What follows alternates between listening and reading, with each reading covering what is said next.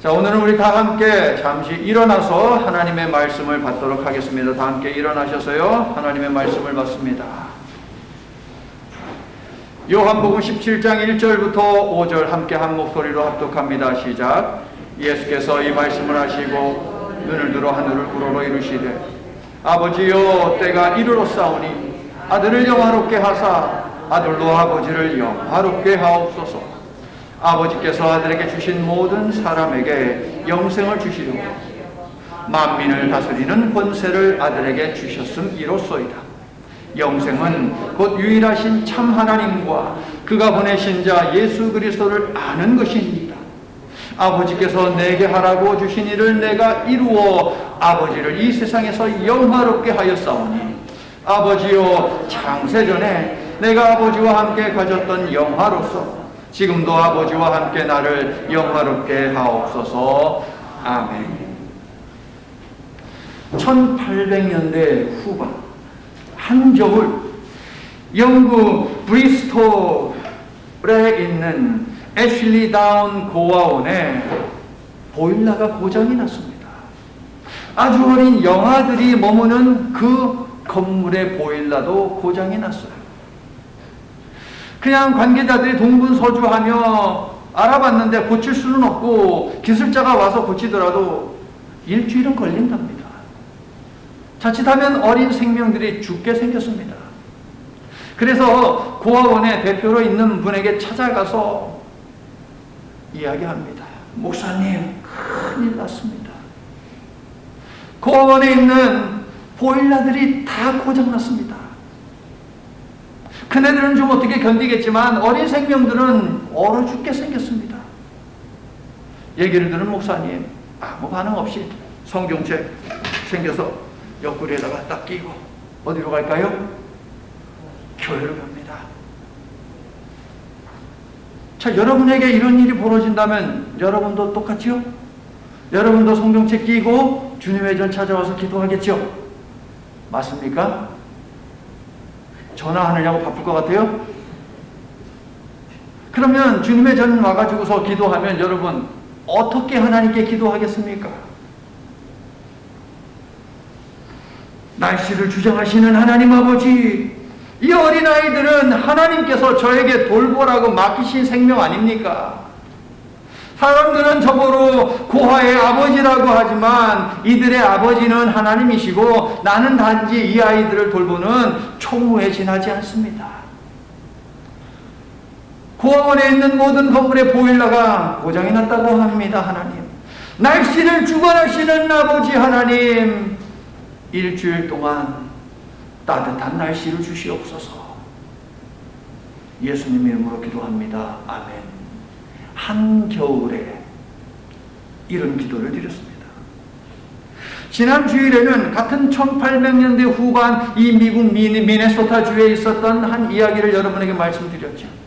메뚜기 때문에 5년이라고 하는 세월 동안 농작물에 피해를 받습니다. 이제 사람들이 굶어 죽게 생겼을 때에 사람들이 뭐 했어요? 4월 26일을 기도의 날짜로 딱 못 받고 이때 기도합시다라고 기도했더니 어떤 일이 벌어졌습니까? 아니, 그 다음날 날씨가 오히려 따뜻해졌어요. 그래서 메뚜기들이 신났습니다. 막 아래서 이게 애벌레들이 막 부화해가지고 막 그냥 꾸물꾸물 기어다니고 난리가 아니에요.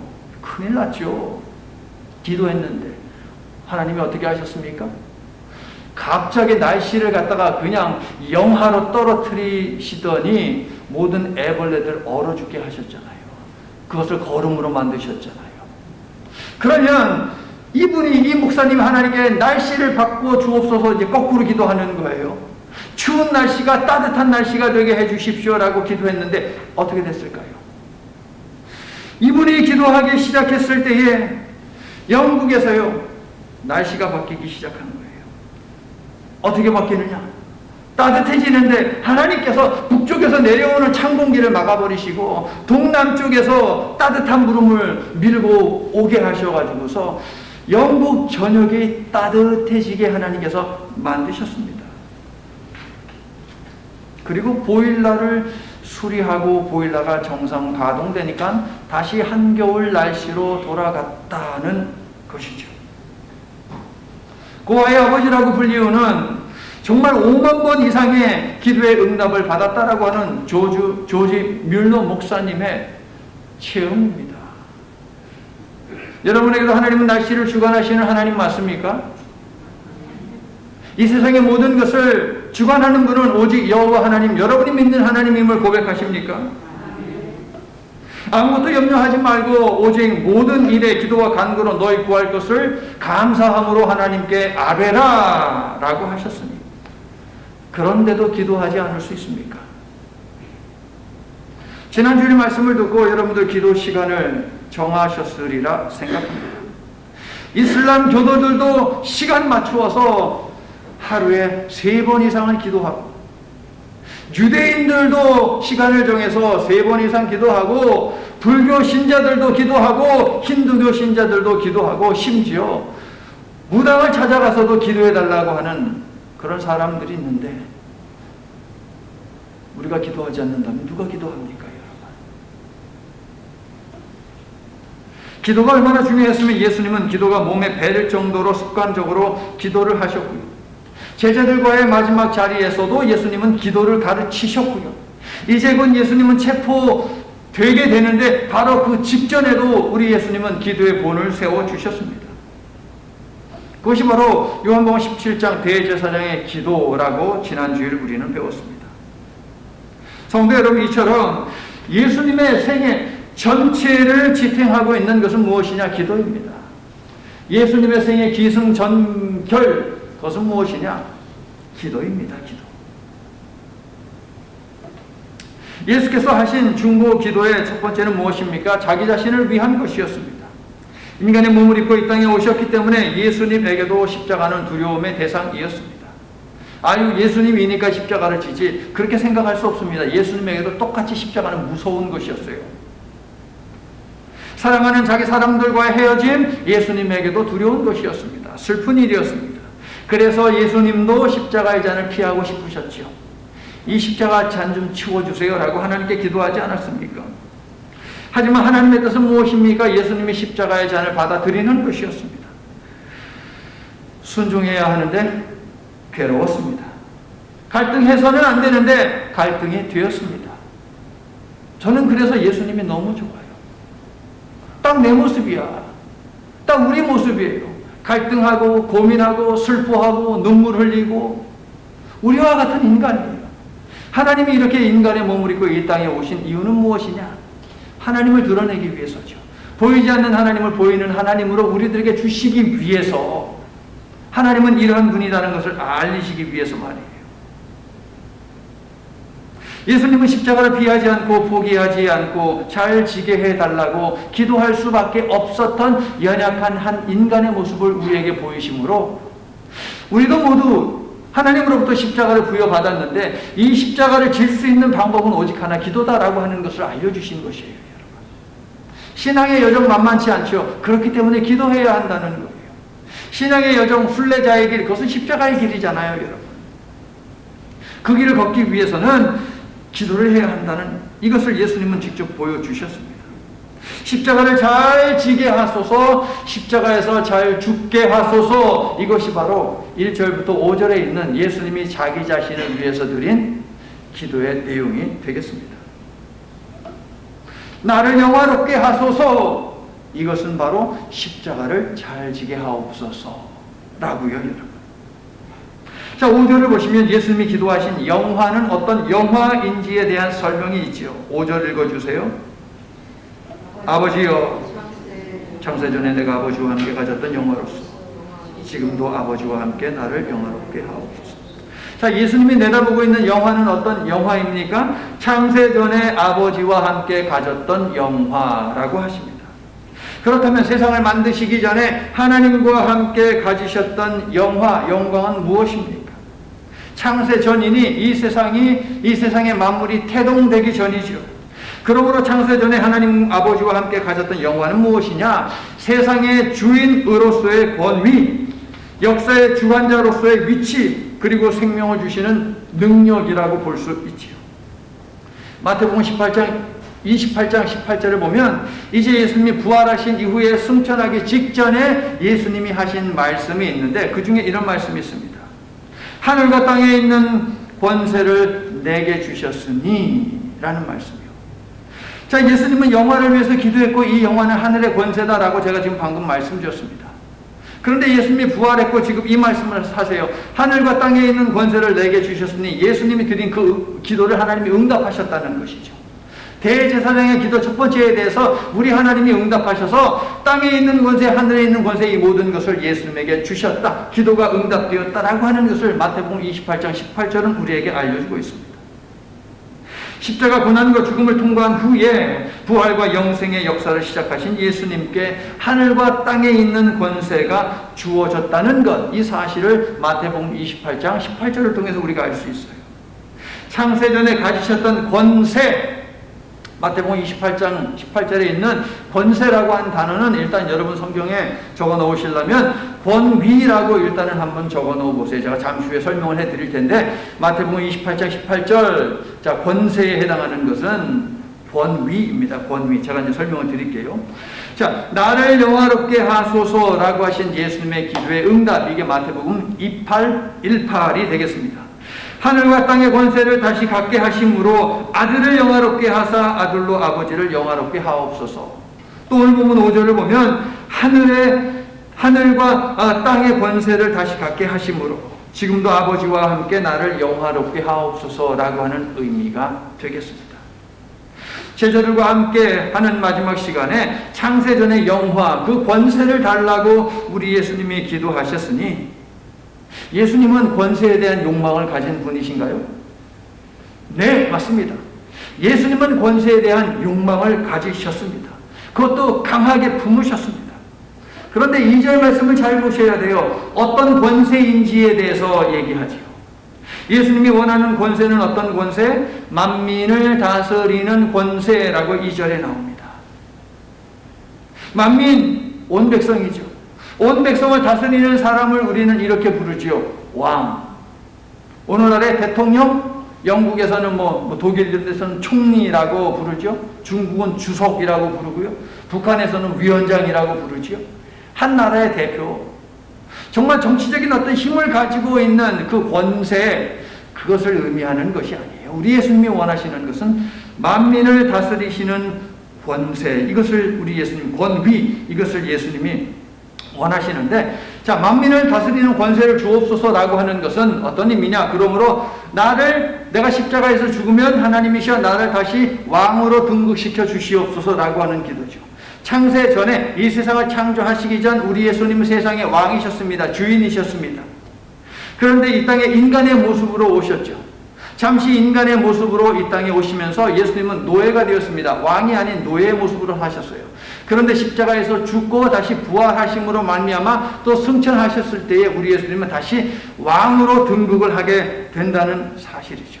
그 일을 위해서 우리 예수님은 기도를 하셨던 것입니다. 예수님은 세상에 속한 권세가 아니라 그런 세상을 다스리는 하늘의 권세를 달라고 하나님 앞에 기도했던 것입니다.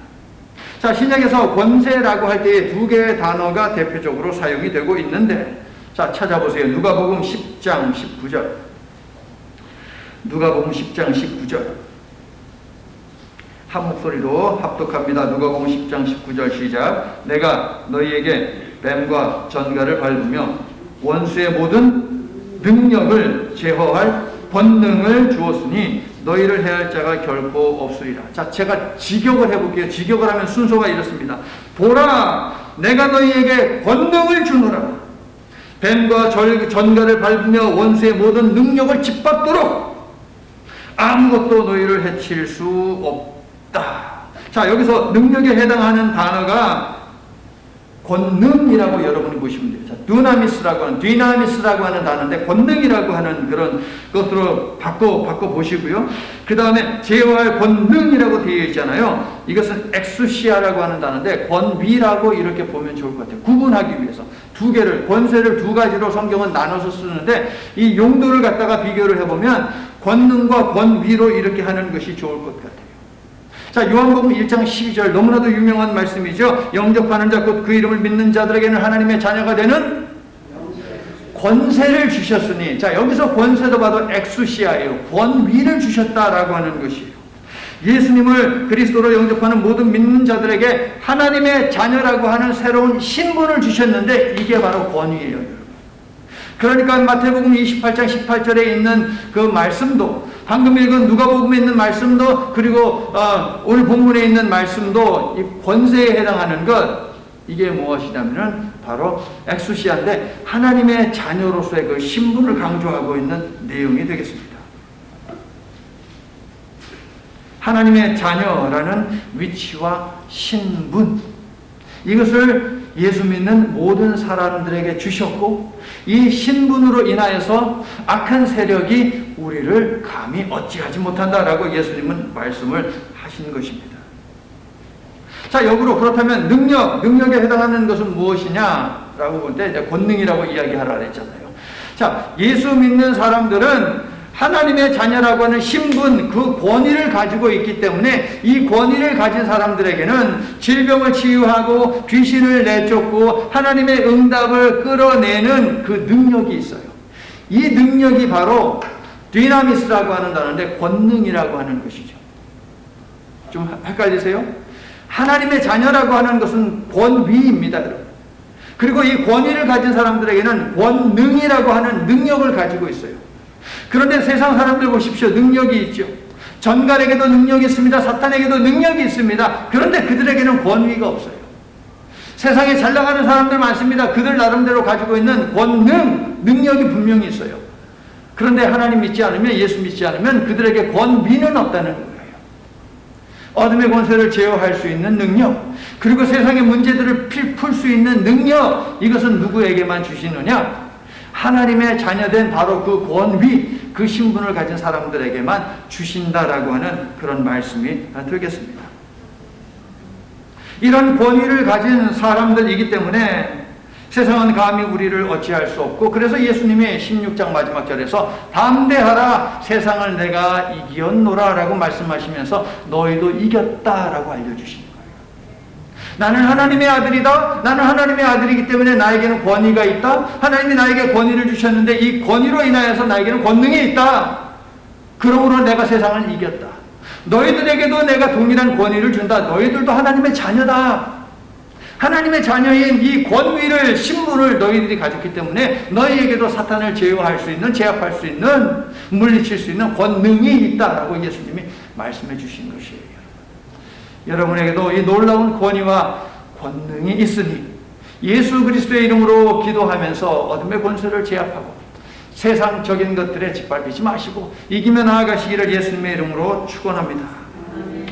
자, 두레마일 김준홍 목사님이라고 하는 분이 계십니다. 자, 청계천에서 빈민 목회를 하십니다. 빈민교회를 세워가지고서 거기서 이제 목회를 하시는데, 그때 목사님이 이런 체험을 했어요. 하루는요, 동네에 이렇게 지나가는데 사람들이, 마을 사람들이 이렇게 몰려 있습니다. 그래서 뭔가 하고 봤더니 거기서 구판이 벌어진 거예요, 구판이 벌어져가지고서 목사님도 구경하고 싶어가지고서 사람들 틈을 이렇게 삐집고서 이렇게 구경을 합니다. 그런데요, 무당이요, 구슬을 하기 위해서는 접신이 돼야 되잖아요. 신하고 이렇게 다 연결이 돼야 되잖아요. 그런데 아무리 몸부림을 쳐도, 안간힘을 써도 귀신이 자기한테 들어오질 않는 거야. 그래서 이 사람이 많이 둘러보는 거예요. 그러면서 얘기합니다.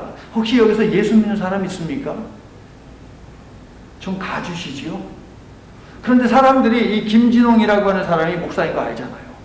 자기들끼리도 두리번거리더니 김진홍 목사를 이렇게 뻔히 쳐다보는 거예요. 이 무당이 얼른 감을 잡았어요. 아니, 선생님 죄송한데 좀 가주시지요. 굿이 되지를 않습니다. 저도 이런 체험한 것을 여러분들에게 말씀드리지 않았습니까? 무당이 귀신이 어찌하지 못하는 그것을 저와 여러분은 가지고 있어요. 그게 무엇이에요? 예수 그리스도. 예수 그리스도, 그분이 우리 속에 있기 때문에, 그분이 자신의 피값으로 우리를 하나님의 자녀 삼으신 바로 그 신분, 그 권위, 이것을 어둠의 세계는 봐요, 여러분. 영의 세계 속에 있는 이 귀신들은 알아차린다니까요. 그래서 무서워서 벌벌 떨 수밖에 없는 거예요, 여러분. 예수 이름이 갖는 이 위대함, 강력함을 보시기를 바랍니다. 여러분에게도 있어요. 세상이 여러분의 삶을 망가뜨리지 못합니다. 믿으시면 아멘 합시다. 예수님이 계시는 말이에요. 성도 여러분, 예수님이 십자가 사건을 통해서 우리에게 주신 하나님의 자녀라고 하는 신분이 갖는 권위는 이처럼 대단한 권능을 발휘를 하는 것이에요. 그러므로 기도하기로 작정하신 시간에 기도할 때마다 이 사실을 하나님께 주지시키세요. 상기시키세요. 하나님, 나는 하나님의 딸입니다. 하나님, 나는 하나님의 아들입니다. 라고 하면서 그렇게 계속 하나님과 관계되어 있습니다. 친밀한 관계 속에 있습니다. 라고 하는 것을 상기시키세요. 그리고 세상에 속한 것들에 짓밟히지 말고 오히려 다스리며 당당하게 살아가시기를 바랍니다. 여러분의 삶에도 자녀된 신분이 주는 놀라운 역사들이 여러분의 기도를 통해 일어나기를, 만민을 다스리는 권세를 가지고 계시는 또 이 권세를 우리에게 주신 예수님의 이름으로 축원합니다. 자, 예수님은요, 만민을 다스리는 왕이시요 왕의 신분과 그 권위를 가지고 세상을 다스리시고 심판하실 분이신데, 2절을 보시면 만민을 다스리는 권위를 예수님께 주신 이유가 분명하게 나와 있어요. 세상이 생각하는 그런 권위, 권세, 이것을 통해서 내 배를 채우는 그것이 아니에요. 하나님이 예수님께 이 권위를 주신 목적이 뭐예요? 2절 읽어주세요. 시작. 아버지께서 아들에게 주신 모든 사람에게 영생을 주게 하시려고, 여기까지. 영생을 주게 하시기 위해서 우리 하나님이 예수님께 만민을 다스리는 권위, 그 신분을 주셨다는 것이에요. authority. 예수께서 십자가에서 죽으신 후 아버지께로 돌아가셔서 창세전의 영화, 만민을 다스리는 그 권위를 받으셔야 하는 이유는 무엇이냐면 저와 여러분의 영생 때문이에요. 성도 여러분, 우리를 구원하시고 영생을 주셔야 하기에 예수님은 비록 십자가가 무섭고 떨리는 것이었지만 십자가를 지셔야만 권위를 받을 수 있기 때문에 십자가를 피하지 않게 해달라고 예수님께, 하나님께 기도를 드린 것이에요. 예수님의 첫 번째 기도는 그러므로 무엇이냐? 우리를 위한 기도죠. 우리의 영생을 위해 우리 예수님이 기도하시는 것이죠. 자, 4절을 볼게요. 읽어주세요. 아버지께서 내게 하라고 주신 일을 내가 이루어 아버지를 이 세상에서 영화롭게 하였사오니, 십자가를 반드시 지겠습니다 라고 하는 예수님의 결연한 의지가 읽혀지는 구절이에요. 여러분, 십자가의 고난과 죽음이 하나님과 예수님을 영화롭게 하는 길이다 라고 하는 이 역설적인 말이 믿어지십니까 여러분? 성도 여러분, 영생을 주는 유일한 길인 십자가의 길을 위해 예수님은 기도하셨고 걸으셨습니다. 십자가의 길, 신앙의 길, 순교자의 길, 기도하지 않고는 걸을 수 없는 길이에요, 여러분. 기도하지 않으면 우리는 엉뚱한 길로 간다니까요, 여러분. 예수께서 기도하셨고 걸으셨기 때문에 영생의 길이 열렸고 저와 여러분은 영생을 얻게 되었습니다. 할렐루야. 법륜 스님이라고 아십니까 여러분? 법륜 스님, 증문즉설로 유명한 분이에요. 어디 초청을 받고 강의 나가잖아요. 강의 원고가 없습니다. 그냥 거기 딱 서요. 그리고 몇 마디 던져요. 사람들에게 질문 있냐고 물어봐요. 그럼 사람들이 질문해요. 그러면 이제 그 질문에 대해서 답을 해줍니다. 그런데 그분이 대답하는 것이 상당히 시원하고 또 명쾌하고 유쾌하기 때문에 사람들이 너무 좋아하고, 불교 신자가 아님에도 불구하고 인터넷 뒤져가지고서 이분의 그 말을 갖다가 강의를 듣는 사람들이 많이 있습니다. 하루는 어떤 여인이요, 법륜 스님에게 말씀을 잘 못하시는 분이 떠듬떠듬 하면서 질문을 합니다. 기독교에서는 죽으면 천국이라고 하는 데가 있다는데 또 지옥이라고 하는 데가 있다는데 사실입니까?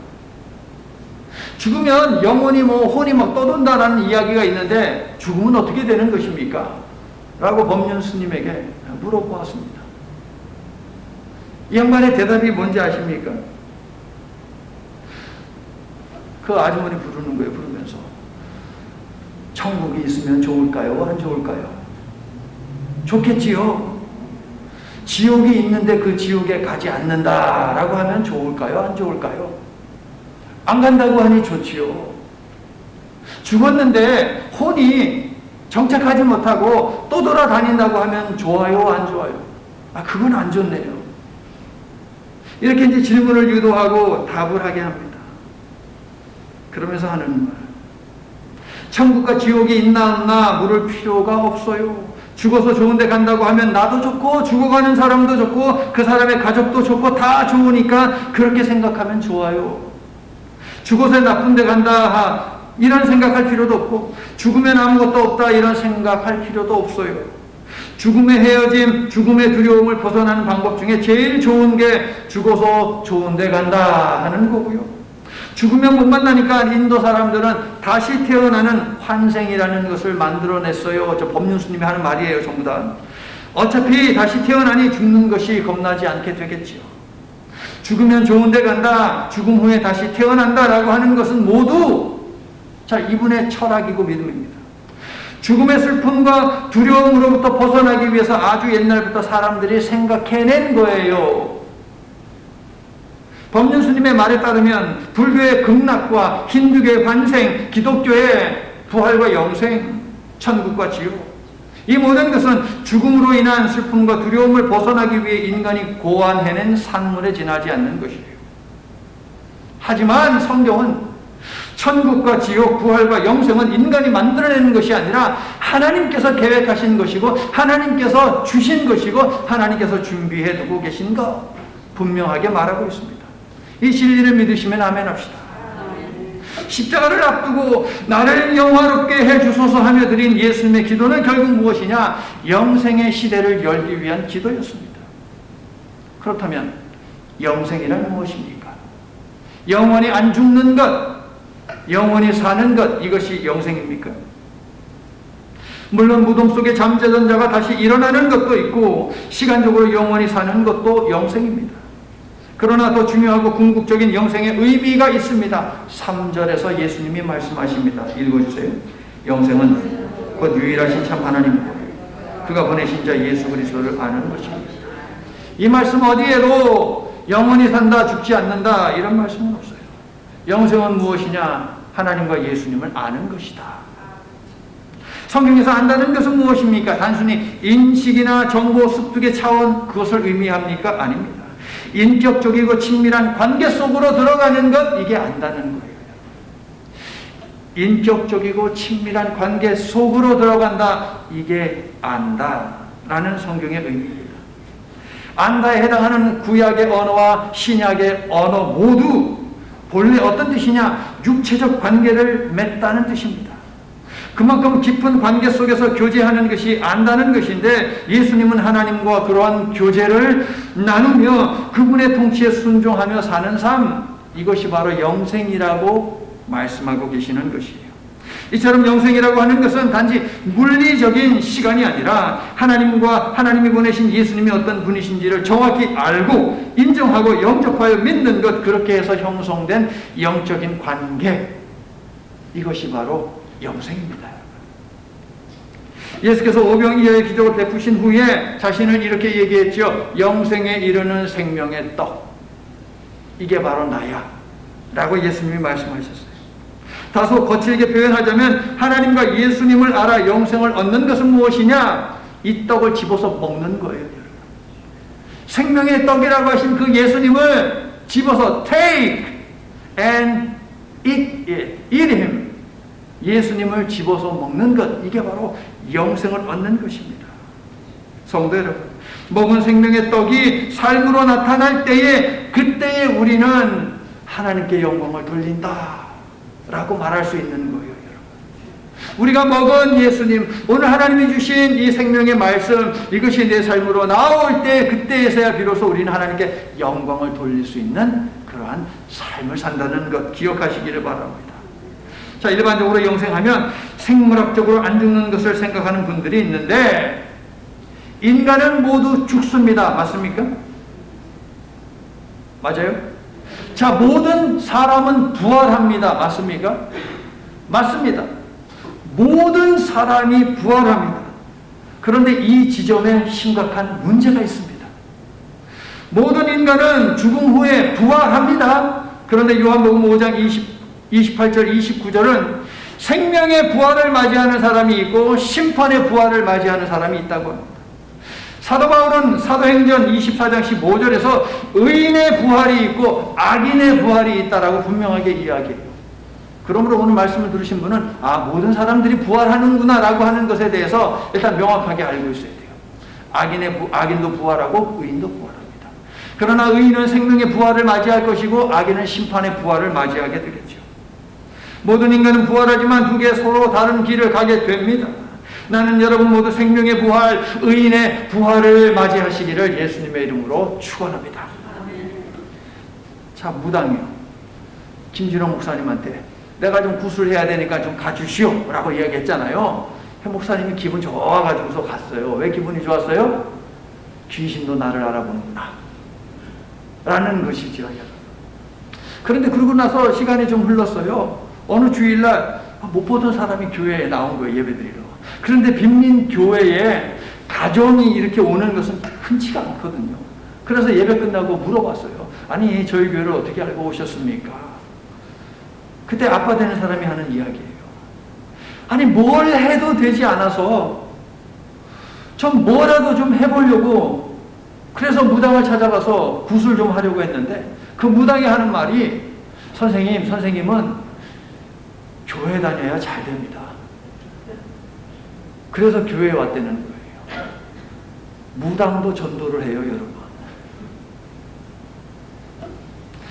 자, 며칠 후에 김진홍 목사님이 길을 가다가 이 무당을 만났어요. 그래서 아유 선생님 지난번에 고마웠습니다. 한 가정을 또 우리 교회에 또 보내주셨네요. 그때 이 무당이 하는 이야기가 에이 별 말씀을요. 어차피 같은 직종에서 일하시면서 무당이 대단한 착각을 하고 있어요. 그렇죠? 대단한 착각을 하고 있습니다. 기독교와 무교는 같을 수 없어요. 하나님을 섬기는 기독교는 부활과 영생에 이르는 종교요. 무교는 귀신을 숭배의 심판과 멸망에 이르는 종교지요. 어떻게 같습니까, 여러분? 사람을 생명회로 이끌고 또 사람을 멸망회로 이끄는데 이 두 개는 완전히 반대죠, 반대. 갈라디아서 2장 20절 내가 그리스도와 함께 십자가에 못 박혔나니 그 다음에 그런즉 이제 내가 산 것 아니요 오직 내 안에 예수께서 사신 것이다. 이 말씀이 찬양 속에는 성경이 말하는 부활과 영생의 의미를 그대로 담고 있어요, 여러분. 세상에 속한 나라는 존재로는 되지 않기 때문에 나의 모든 죄를 안고 예수님이 십자가에서 죽으셨죠.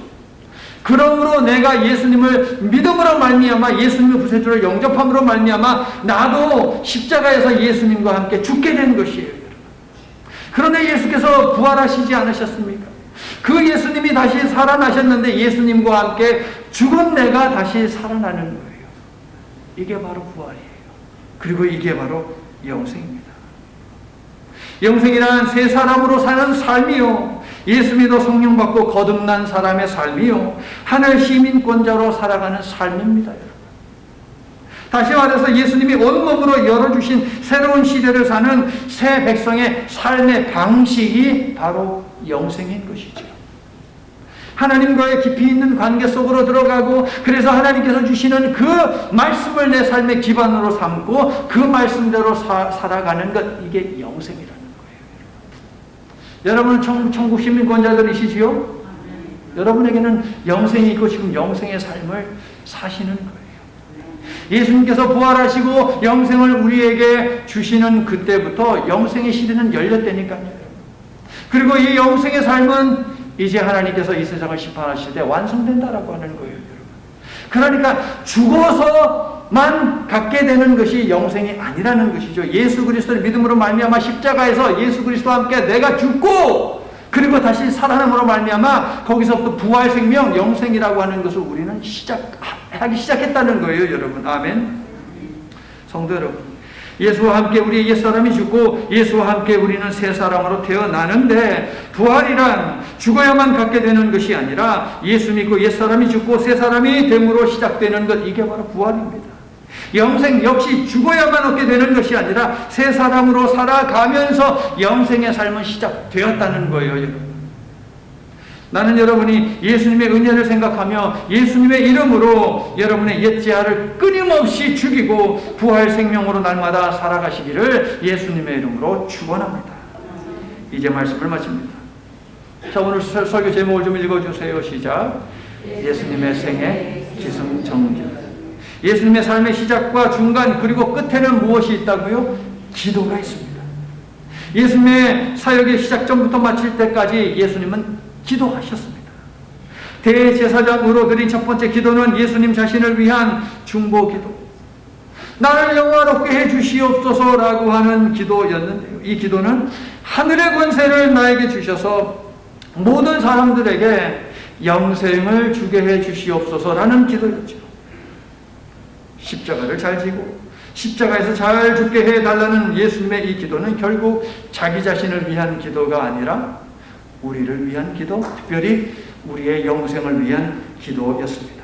성도 여러분, 예수님의 생애 기승전결은 기도이고 그리고 영생인 것입니다. 이 은혜를 받은 우리는 어떤 일로 하나님께 영광을 올려드릴 수 있을까요? 여러분은 그동안 어떻게 하나님을 영화롭게 해 오셨습니까? 오병이어의 표적을 본 사람들이 예수님을 찾아와서 물었습니다. 어떻게 해야 하나님의 일을 할 수 있습니까? 우리의 질문이기도 하죠. 예수님이 이렇게 답하십니다. 6장 29절, 하나님께서 보내신 일을 믿는 것이 하나님의 일이다. 여러분은 예수님을 믿습니까? 여러분이 믿는다고 아멘한 예수님은 주신 소명 이루기 위해 십자가를 끝까지 잘 지기 위해 기도하셨습니다. 기도가 없는 믿음은 있을 수 없어요. 믿음은 순종인데 순종은 기도를 통해 가능해지기 때문이죠. 예수님도 기도하셨습니다. 그런데도 기도하지 않을 수 있습니까? 예수님의 생애 기승전결, 거기에는 기도가 있었고 기도의 목적은 우리로 하여금 영생을 얻게 하는 데 있습니다. 그러므로 예수님의 생애 기승전결은 우리의 영생입니다. 성도 여러분, 하나님을 영화롭게 하는 일은 믿지 않는 자들로 하여금 믿게 하고 그들로 하여금 영생을 얻게 하는 것입니다. 여러분에게 주신 십자가를 지고 장로, 안수집사, 서리집사 등 맡기신 직분, 예배와 교육과 봉사를 위한 헌신에 신실하십시오. 예수 믿는 여러분의 삶의 기승전결도 기도이며 영생의 복음을 전하는 것이 되게 하시기를 바랍니다. 이 일에 대해서 흔들리지도 마십시오. 타협하지도 마십시오. 주신 소명, 보내신 소명을 완수하면서 예수님과 영생의 관계를 쭉 이어가시기를 예수님의 이름으로 축원합니다. 우리의 구원을 바라시기에 우리를 보며 고통하시는 하나님, 우리는 때때로 아니 자주 자기에게 맡겨진 십자가를 내팽개치고 싶습니다. 욕먹는 길, 이해하지 못하는 길을 왜 가느냐는 주변 사람들의 말들을 뿌리치지 않고 못 이기는 척 넘어갈 때도 많습니다. 꼭 그렇게까지 믿어야 하느냐 하는 내 속의 말을 듣느라 성령님이 하시는 말씀을 놓칠 때도 많습니다. 십자가의 길은 피하고 꽃길을 가도 구원받는 것 아니냐는 사탄의 달콤한 속삭임에 혹할 때도 많습니다.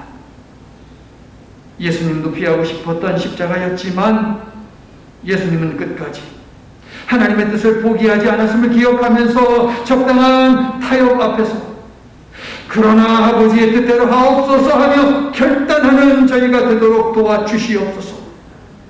끝까지 주님이 맡기신 사명 성실하게 포기하지 않고 감당하도록 우리를 붙들어 주시옵소서.